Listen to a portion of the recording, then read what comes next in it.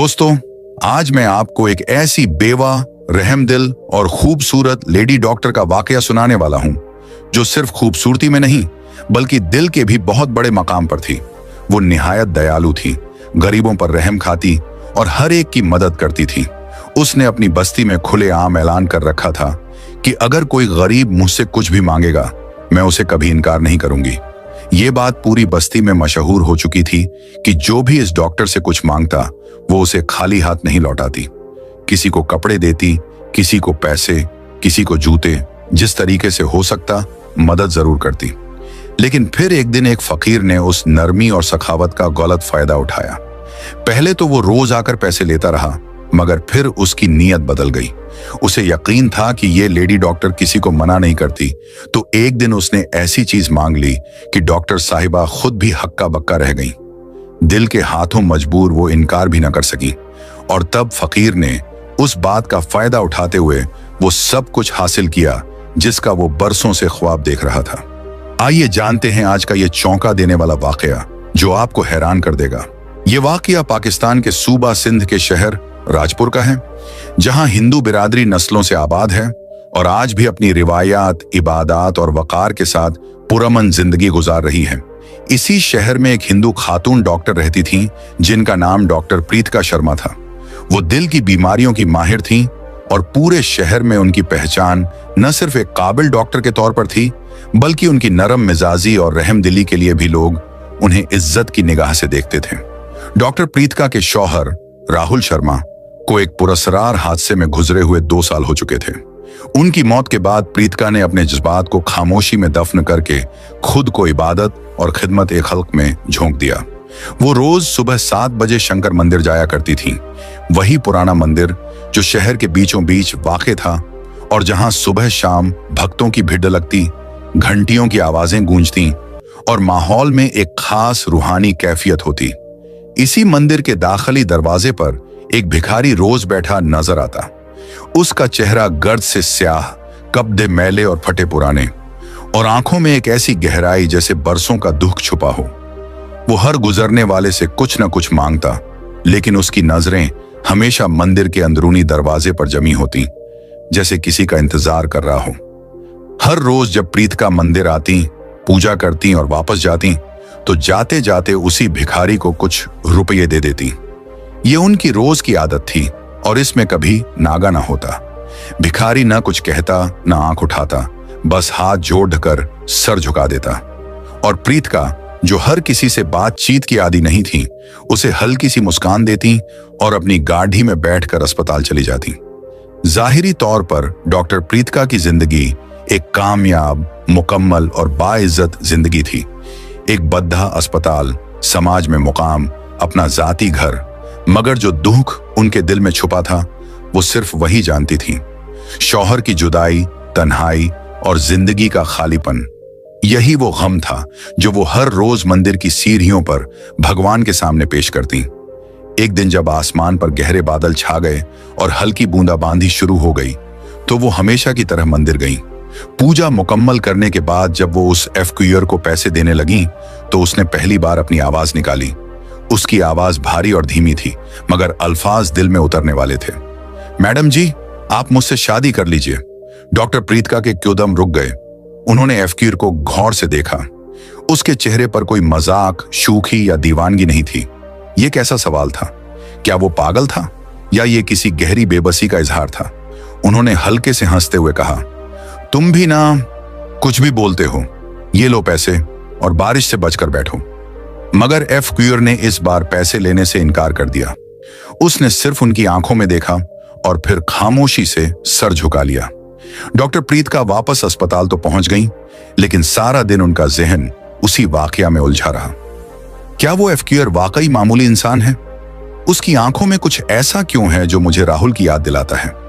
रात को जब वो घर लौटी तो खुद से कहा, शायद मैं ही ज्यादा सोच रही हूं, आखिर वो तो बस एक भिखारी है। मगर अगले दिन जैसे ही उन्होंने फिर उसे पैसे देने की कोशिश की, उसने हाथ जोड़कर इनकार कर दिया और कहा, मैडम जी, मैं आपके लिए कुछ कर सकता हूं, सिर्फ एक मौका दीजिए। प्रीतिका को गुस्सा आया। उन्होंने कहा, देखो, मैं तुम्हारी मदद करती हूं, इसका मतलब ये नहीं कि तुम कुछ भी बोलने लगो, अपनी हद में रहो। लेकिन भिखारी ने नजरें नहीं झुकाई। उसने धीरे से कहा, मुझे मालूम है आपको लगता है कि मैं पागल हूं। प्रीतिका की बात पर एफ ग्यूर ने एक लम्हे को नजरें झुकाई, फिर दोबारा उसकी आंखों में देखकर बोला, मैडम जी मेरी एक बात सुनिए, मैं आपके लिए वो कुछ कर सकता हूं जो शायद कोई और न कर सके। उसके लहजे में इतना एतमाद था कि प्रीतिका को एक पल को हैरत हुई।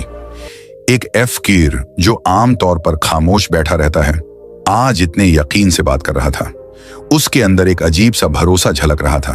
प्रीतिका ने उसे गौर से देखा और नरमी से पूछा, अच्छा बताओ तुम क्या कर सकते हो? एफ कीर ने जवाब दिया, इस शहर में एक बद्दा नशा फरोश गिरोह काम कर रहा है, मैं आपको उनका पता दे सकता हूं। प्रीतिका हैरान रह गई। एक एफ कीर और ऐसे गिरोह की मालूमात? उसे लगा जैसे कोई मजाक कर रहा हो, मगर फिर डॉक्टर होने के नाते उसकी आदत थी कि हर बात को फौरन रद्द न करे। उसने सोचा, अगर ये सच भी है तो मैं पुलिस को इत्तला दे सकती हूं। उसने तफसील पूछी तो एफ कीर ने बताया, कल रात मैंने मंदिर के पास वाले एक पुराने गोदाम में कुछ लोगों को देखा जो नशे की बड्डी डील की बात कर रहे थे। उनके हुलिये और मकाम दोनों याद हैं। प्रीतिका ने इस बात को पूरी संजीदगी से न लिया, लेकिन फिर भी उसने अपने एक पुराने मरीज इंस्पेक्टर कमर से बात की। अगले दिन इंस्पेक्टर ने हैरत अंगेज खबर दी, डॉक्टर साहिबा, जिस गोदाम की आपने बात की थी वहां छापा मारा गया और वाकई एक बड्ढा मादा फरोश गिरोह पकड़ा गया। भारी मिकदार में नशा आवर अशिया बरामद हुई हैं। प्रीतिका दंग रह गई। एक एफकीर को यह सारी मालूमात कैसे मालूम हो सकती है? उसने फैसला किया कि वो अगले दिन मंदिर जाकर खुद एफकीर से यह सब पूछेगी। सुबह वो मंदिर पहुंची और एफकीर पहले की तरह चबूतरे पर बैठा हुआ था। प्रीतिका उसके करीब जाकर बैठ गई और आहिस्तगी से पूछा, तुमने इतनी पक्की मालूमात कैसे दी? तुम कौन हो? सच सच बताओ। एफकीर ने मुस्कुराकर कहा, मैडम जी, मैं वही हूं जो नजर आता हूं, लेकिन मैं इस शहर को बहुत अच्छी तरह जानता हूं, शायद आपसे भी बेहतर। उसकी बातों में ऐसा राज छुपा था जो प्रीतिका को उलझाता जा रहा था। उसके बाद कई दिनों तक एफकीर ने प्रीतिका को शहर के मुख्तलिफ इलाकों में हो रहे जुर्म की खबरें दी और हर बार वो खबरें बिल्कुल दुरुस्त निकलती थीं। प्रीतिका अब उसे आम एफकीर नहीं समझती थी। वो समझ चुकी थी कि उसके पीछे कोई बद्धा भेद है, मगर वो जानती थी कि अगर वो इस पर दबाव डालेंगी तो शायद वो सच कभी न बताए। इसलिए उसने वक्त के साथ उसे जानने का फैसला किया। अब एक खामोश रिश्ता बन चुका था, न खैरात का न हमदर्दी का, बल्कि एक अजीब सा ताल्लुक। प्रीतिका अब उसे पैसे नहीं देती थी, बल्कि उसके साथ बैठकर बातें किया करती थी। एफकीआर कभी कभी ऐसी बातें करता जो प्रीतिका को राहुल की याद दिला देती थी। एक दिन उसने कहा, मैडम जी, आपको याद है आप कहती थी कि मंदिर की सीढ़ियों पर बैठकर चाय पीने का मजा ही कुछ और होता है। प्रीतिका के हाथ से जैसे जमीन खिसक गई। ये बात तो उन्होंने सिर्फ राहुल से कही थी, किसी और को तो कभी नहीं बताई। उन्होंने खुद को संभाला, मुस्कुराकर बात टाल दी, मगर दिल में सवाल की गूंज सुनाई देती रही। एक रात वो अस्पताल से वापस आ रही थी। बारिश जोरों की थी और रास्ते सुनसान। अचानक उनकी गाड़ी बंद हो गई। वो घबरा गईं। सड़क पर कोई नहीं था, मगर तभी वो एफक्यूर अचानक वहां नमूदार हुआ, ऐसे जैसे पहले से जानता हो कि उसे यहां पहुंचना है। उसने गाड़ी चेक की, चंद लम्हों में स्टार्ट कर दी और कहा, मैडम जी, इतनी रात को अकेली बाहर न निकला करें, यह शहर आप जितना सीधा नहीं है। उसकी आवाज में फिक्र और दर्द छुपा था।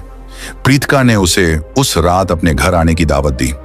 पहले तो उसने इनकार किया, लेकिन उनके इसरार पर वो मान गया। घर जाकर जब वो खाने की मेज पर बैठे, एफक्यूर ने एक निवाला लिया और आहिस्ता से कहा, ये खाना, ये जायका मुझे बहुत पुरानी यादें दिला रहा है। प्रीतिका का दिल जोर जोर से धड़कने लगा, मगर वो खामोश रहीं। उन्होंने कुछ नहीं पूछा, मगर अगली सुबह एक फैसला कर चुकी थीं। उन्होंने अपने पुराने दोस्त और फॉरेंसिक एक्सपर्ट रवि सिंह को फोन किया और वो तस्वीर उसे भेजी जो उन्होंने चुपके से एफक्यूर की ली थी। रवि ने तस्वीर को गौर से देखा और बोला, प्रीतिका, इस आदमी का चेहरा मुझे कुछ जाना पहचाना लग रहा है, लेकिन मैं अभी यकीन से कुछ नहीं कह सकता। कुछ टेस्ट करने होंगे। प्रीतिका ने दिल ही दिल में फैसला कर लिया था कि वो एफक्यूर की असल पहचान जानकर ही रहेगी। उसने अपने पुराने दोस्त और फोरेंसिक माहिर रवि सिंह से राब्ता किया और उसे वो तस्वीर भेजी जो उसने खामोशी से एफकीर की खींची थी। रवि ने तस्वीर को बघौर देखा और बोला, प्रीत का ये चेहरा मुझे जाना पहचाना लगता है, लेकिन मैं अभी यकीन से कुछ नहीं कह सकता। अगर तुम इस शख्स के कुछ कपड़े या इस्तेमालशुदा चीज दे सको तो मैं डीएनए टेस्ट कर सकता हूं। यह सुनकर प्रीत का उलझन में पड्डी अच गई। वो एफक्यूर को बराहे रास्त शक में डालना नहीं चाहती थी। अगर वो महसूस करे कि मैं उस पर नजर रख रही हूं तो शायद हमेशा के लिए छुप जाए, उसने सोचा। तभी उसने एक तदबीर सूझी। एक दिन उसने एफकीर को अपने घर बुलाया और बड़ी नरमी से कहा, शाम, मैं चाहती हूं कि तुम अपनी जिंदगी को एक नई शुरुआत दो। अगर तुम चाहो तो मेरे घर के पिछले हिस्से में एक कमरा है, वहां रह सकते हो। एफकीर, जिसने अपना नाम शाम बताया था, पहले तो झिझका, मगर प्रीतका के खुलूस ने उसे मजबूर कर दिया और वो मान गया। अब शाम डॉक्टर प्रीतका के घर के पिछले हिस्से में एक छोटे कमरे में रहने लगा। दिन भर वो मंदिर के पास बैठता, अपने एफक्यूर वाले अंदाज में भीख मांगता और शाम को चुपचाप वापस आ जाता। प्रीतका ने एक दिन उससे पूछा, शाम, जब मैं तुम्हें सब कुछ दे सकती हूं तो तुम अब भी रोज मंदिर क्यों जाते हो? शाम ने हल्की सी मुस्कान से जवाब दिया, मैडम जी, मंदिर ही मेरी दुनिया है। वहीं सब कुछ दिखाई देता है, सब कुछ सुनाई देता है। इस जवाब में कोई फलसफा छुपा हुआ था, कोई राज जिसे समझने के लिए सिर्फ दिल की आंखें काफी थीं। कुछ दिन बाद अस्पताल से प्रीतका को एक इमरजेंसी कॉल मौसूल हुई। शहर की मशहूर फार्मा कंपनी के एक गोदाम में आग लग गई थी। प्रीतका का दिल धक से रह गया, क्योंकि यही वो जगह थी जहां कुछ हफ्ते पहले शाम की मालूमात पर पुलिस ने छापा मारा था। उसने फौरन इंस्पेक्टर कमर को फोन किया, जो मौका पर मौजूद था। इंस्पेक्टर ने बताया, डॉक्टर साहिबा, आग में सब कुछ जल गया, मगर चंद कागजात महफूज रहे। इनमें एक तस्वीर है, एक आदमी की जो हूबहू राहुल जैसा लग रहा है। एक प्रीतका का दिल जोर जोर से धड़कने लगा। उसने फौरन वो तस्वीर अपने पास रख ली और रात भर उसे देखती रही। तस्वीर के पीछे एक जुमला लिखा था, राहुल 2022 फार्मा डील। ये अल्फाज उसके वजूद को झंझोड़ने के लिए काफी थे। क्या ये सच में राहुल है? क्या वो जिंदा है? लेकिन कैसे? आखिर उसकी तो लाश भी शनाख्त हो चुकी थी। पूरी रात वो नींद न ले सकी। शक, उम्मीद, खौफ, हर एहसास दिलो दिमाग में शोर मचा रहा था। अगली सुबह वो मंदिर गईं ताकि शाम से बात कर सकें, लेकिन वो वहां नहीं था। प्रीतका ने उसे कई जगह ढूंढा, मगर शाम जैसे हवा में टहलील हो चुका था। क्या उसे किसी ने नुकसान पहुंचाया या वो खुद छुप गया? शाम को न पाकर प्रीतका और परेशान हो गई, मगर जब वो शाम को घर लौटी तो शाम उनके घर के बाहर बैठा मिला। पहचानने के काबिल न था। उसका चेहरा थका हुआ, कपड़े मैले और जिस्म पर गर्द जमी हुई थी। प्रीतका ने गुस्से में आकर पूछा, कहां थे तुम?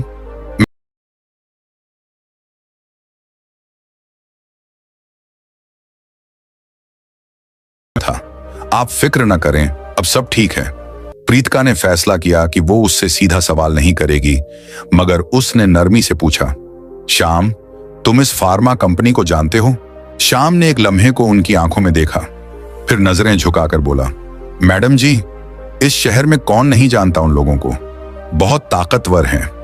ये अल्फाज थे या किसी बद्धे सच की झलक? प्रीतका का दिल कह रहा था कि शाम को छुपा रहा है और इस छुपाई हुई बात का तल्लुक जरूर राहुल से है। चंद दिनों बाद प्रीतका ने खुद गोदाम की आग की मुकम्मल रिपोर्ट निकलवाने की कोशिश की।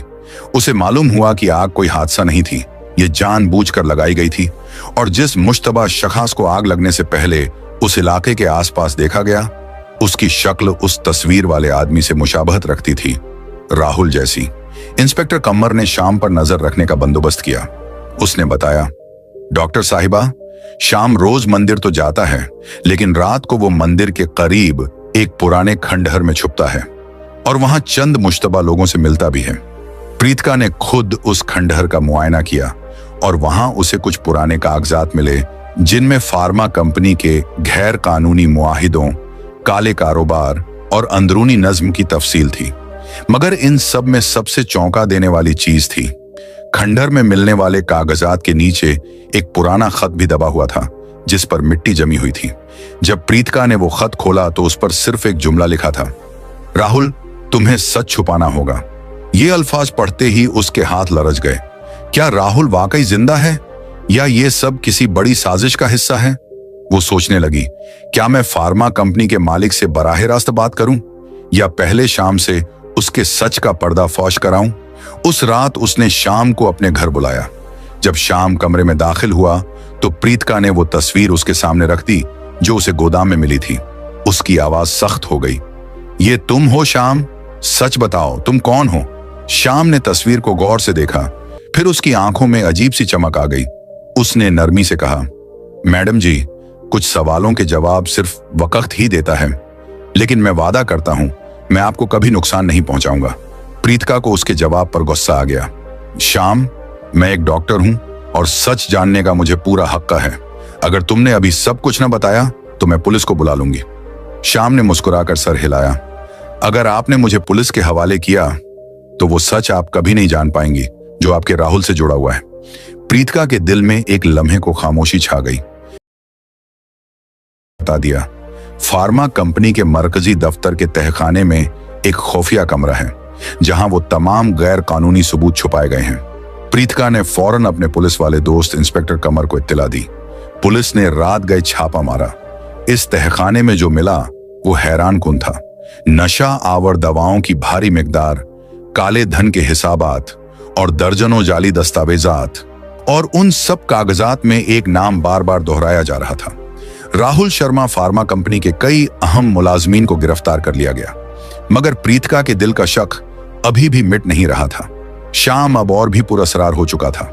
वो कभी रात भर गायब रहता और सुबह ऐसे वापस आ जाता जैसे कुछ हुआ ही ना हो। अब उसकी आंखों में कोई खौफ नहीं, बल्कि एक अजीब सी शांति थी, जैसे उसे किसी बड़े सवाल का जवाब मिल चुका हो। प्रीतिका ने एक दिन शाम से दोबारा बात करने की ठानी, लेकिन इस बार नहीं पूछा, बस देखा। शाम खामोश बैठा रहा और उसके चेहरे पर एक अजीब सुकून था। उसी शाम प्रीतिका ने रवि सिंह को कॉल किया। डीएनए टेस्ट के नतीजे कब आएंगे? रवि ने जवाब दिया, 2 दिन में, लेकिन एक बात है, अगर वो शख्स वही निकला जिसका तुम्हें शक है तो ये सब कुछ बदल देगा। प्रीतिका के दिल की धड़कन तेज हो गई। उसी रात एक अनजान नंबर से कॉल आया। दूसरी तरफ एक भारी रौबदार आवाज थी, डॉक्टर प्रीतिका, आप बहुत होशियार हो चुकी हैं, लेकिन सच के करीब पहुंचने की कीमत चुकानी पड़ती है। शाम को छोड़ दो, वरना कीमत भुगतना पड़ेगा। कॉल बंद हो गई। प्रीतिका की उंगलियां कांपने लगीं। तो ये सब सच है। शाम कोई आम फकीर नहीं, वो किसी बड़े राज का हिस्सा है। मगर अब वापसी का रास्ता नहीं था। शाम का राज जानना जरूरी हो चुका था, चाहे कुछ भी हो जाए। वो जानती थी कि हर रात वो किसी अंधेरी गली में जाता है, मंदिर से निकलकर खंडरात की तरफ। वहां कुछ ऐसे लोगों से मुलाकात करता है जो दिन में कभी दिखाई नहीं देते। प्रीतिका ने फैसला किया कि अब वो शाम का पीछा करेगी। उसने इंस्पेक्टर कमर को फोन किया और एक मंसूबा बनाया। मैं अब रुकने वाली नहीं, चाहे सच जैसा भी हो। मैं शाम की हरकतें, उसकी बातों में छुपा असरार और उसके चेहरे की संजीदगी, सब कुछ अब एक बड़े इंकिशाफ की तरफ बढ़ रहा था। मगर जो बात डॉक्टर प्रीतिका अभी तक नहीं जानती थी वो ये थी कि शाम कोई और नहीं बल्कि उनका शौहर राहुल शर्मा था। 2 साल पहले राहुल की मौत एक सड़क हादसे के तौर पर सामने आई थी, लेकिन वो महज एक साजिश थी। राहुल एक सॉफ्टवेयर इंजीनियर था जो उसी फार्मा कंपनी के लिए काम करता था जिसके खिलाफ शाम लगातार बातें कर रहा था। राहुल को पता चल गया था कि कंपनी मादा की गैर कानूनी तिजारत, मनी लॉन्ड्रिंग और दूसरे काले धंधों में मुलव्विस है। उसने इन जुर्मों को बेनकाब करने का फैसला किया, मगर कंपनी के मालिक राघा मल्होत्रा ने राहुल को रास्ते से हटाने की साजिश रचाई।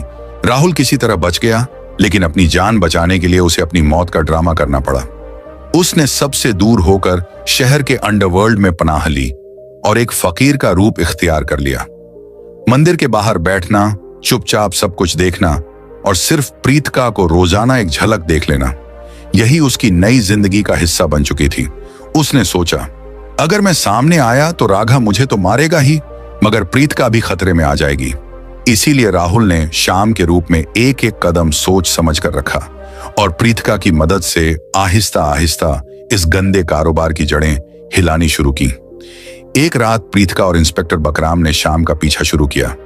वो हमेशा की तरह मंदिर से उठा, और शहर की तंग गलियों में चलने लगा। वो बार बार पीछे मुड़कर देखता, जैसे उसे किसी का पीछा होने का शक हो। काफी देर बाद वो एक पुराने जले हुए गोदाम के पास रुका।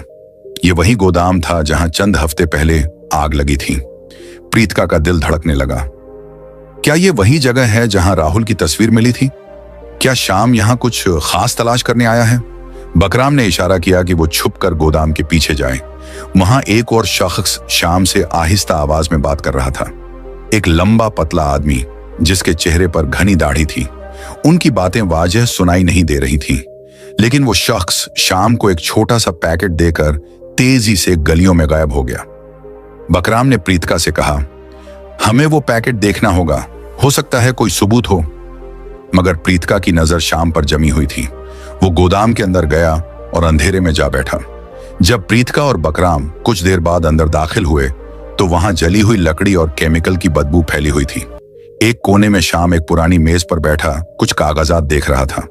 उसने वही पैकेट खोला हुआ था जिसमें चंद तस्वीरें और एक यूएसबी ड्राइव थी। प्रीतिका और बकराम ये सब दूर से देख रहे थे। अचानक श्याम ने वो तस्वीरें जला दी। प्रीतिका हिल गई। क्या वो सबूत मिटा रहा है या उनमें कुछ ऐसा था जिसे वो छुपाना चाहता है? बकराम ने आहिस्तगी से कहा, हमें अभी बात नहीं करनी चाहिए। शायद वो किसी बड़े नेटवर्क का हिस्सा।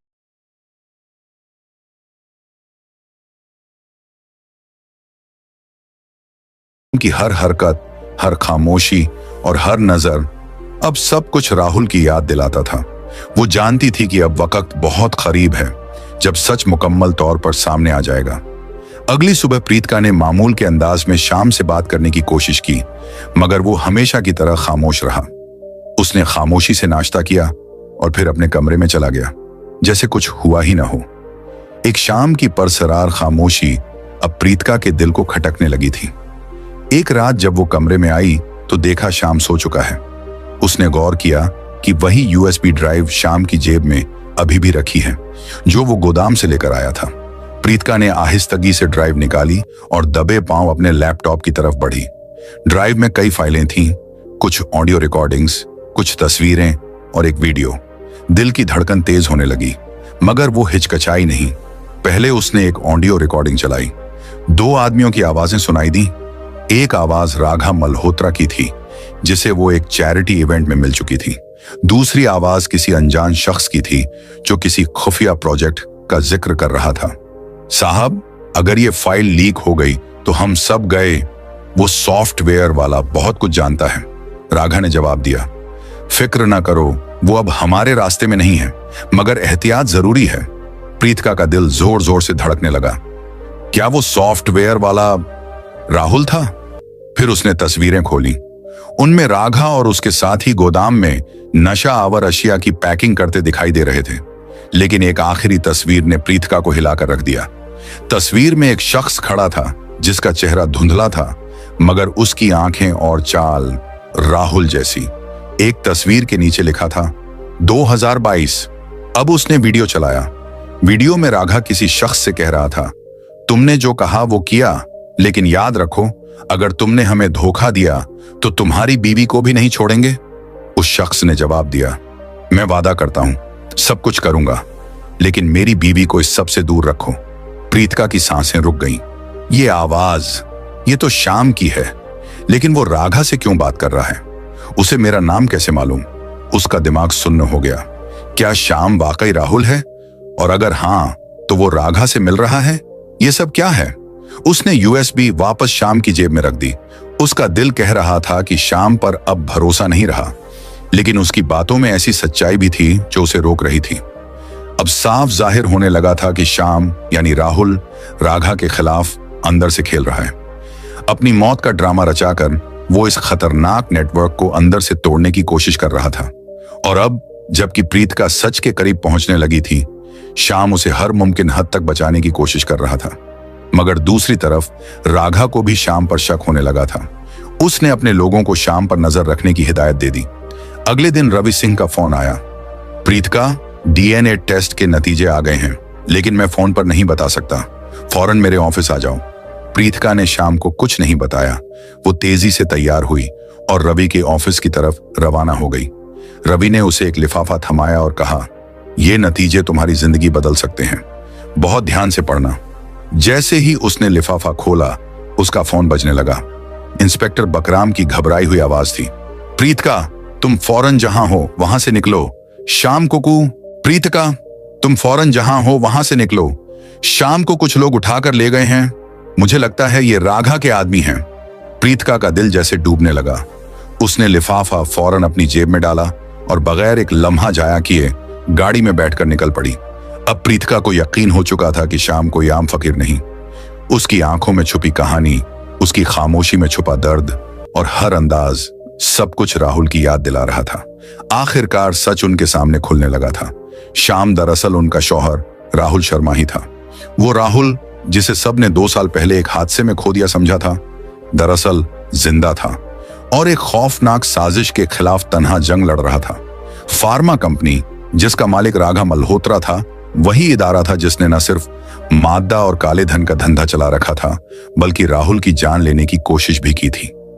मगर राहुल बच गया और अपनी मौत का ड्रामा रचाकर शाम के रूप में गुमनामी में जा छुपा। वो मंदिर के बाहर इसलिए बैठता था ताकि दूर से प्रीतका को देख सके। वो जानता था कि अगर वो सामने आ गया तो राघा उसे और प्रीतका दोनों को खत्म करने की कोशिश करेगा। इसलिए वो चुपचाप अपनी पहचान छुपाए कंपनी के अंदरूनी राज जमा करता रहा और आखिरकार उनको बेनकाब करने के करीब पहुंच गया। मगर अब राघा को उस पर शक हो चुका था। उसने शाम को अगवा करवा लिया और शहर के बाहर एक सुनसान बोसीदा कारखाने में ले गया। इस वक्त बारिश जोरों की थी, आसमान बिजली से गूंज रहा था और हर चीज खौफ का मंजर पेश कर रही थी। प्रीतका इंस्पेक्टर विक्रम के साथ कारखाने पहुंची। विक्रम ने पिस्तौल निकाला और उसे पीछे रहने का इशारा किया, मगर प्रीतका ने इनकार कर दिया। मुझे शाम को देखना है, उसे बचाना है। कारखाने के अंदर शाम एक कुर्सी से बंधा हुआ था। राघा उसके सामने खड़ा तंजिया हंसी हंस रहा था। तो सोचता था हमें धोखा देगा? अब बता, तू असल में कौन है? तू वही सॉफ्टवेयर वाला है ना? राहुल शर्मा। शाम खामोश रहा। उसने बस राघा की आंखों में आंखें डालकर देखा, जैसे उसकी रूह तक झांक रहा हो। तभी दरवाजा धड़ाक से खुला। विक्रम पुलिस टीम के साथ अंदर घुस आया। हाथ ऊपर राघा, तुम्हारी चालें अब खत्म हो चुकी हैं। गुंडों ने हथियार उठाए, मगर पुलिस की भारी नफरी देखकर पीछे हट गए। प्रीतका दौड़ती हुई शाम के पास पहुंची, उसकी रस्सी खोली और कांपती हुई आवाज में पूछा, शाम, तुम ठीक हो? शाम ने पहली बार उसकी तरफ देखा। उसकी आंखों में दुख और सुकून दोनों का अक्स था। मैडम जी, आज आपने मुझे बचा लिया। हमेशा मैं ही दूसरों को बचाने की कोशिश करता था। राघा को हथकड़ी लगी। विक्रम ने प्रीतका को बताया, ये शख्स चाहे जो भी हो, उसकी दी गई मालूमात, तस्वीरें, यूएसबी और हिम्मत ने इस सारे नेटवर्क को बेनकाब कर दिया। बाहर बारिश थम चुकी थी, आसमान साफ हो रहा था। प्रीतका ने धड़कते दिल से जेब से वो लिफाफा निकाला जो रवि सिंह ने उसे दिया था। वहीं कारखाने की सीढ़ियों पर खड़े होकर उसने लैब रिपोर्ट खोली। कागज पर साफ लिखा था, डीएनए मैच 99.9% अर्फ मेहरा। उसके हाथ कांपने लगे। सामने वही शख्स खड़ा था जो अब शाम नहीं, राहुल था। प्रीतका उसके करीब गई, उसका हाथ थामा और धीरे से कहा, ये तुम हो ना मेरे राहुल? राहुल ने लंबी सांस ली और उसकी आंखें नम हो गईं। मैं कभी गया ही नहीं था। हर रोज मंदिर के बाहर बैठकर तुम्हें देखता था। तुम्हारी एक मुस्कान मुझे जिंदा रखती थी। प्रीतका ने उसे गले लगा लिया। बरसों का दुख, खौफ और जुदाई उस एक लम्हे में बह गई। चंद हफ्तों बाद मंदिर की सीढ़ियों पर दोनों साथ बैठे थे। राहुल अब साफ लिबास में, अपनी असली पहचान में, मगर वही आंखें, वही मोहब्बत। प्रीतका ने पूछा, अब क्या? राहुल ने मुस्कुराकर जवाब दिया, अब एक नई शुरुआत, लेकिन इस बार कोई झूठ, कोई छुपाव नहीं, सिर्फ हम और सच। मंदिर की घंटियों की आवाज गूंज रही थी। सुबह की धूप दोनों के चेहरों पर पड़ रही थी और वक्त जैसे थमकर उनकी नई जिंदगी का आगाज देख रहा था।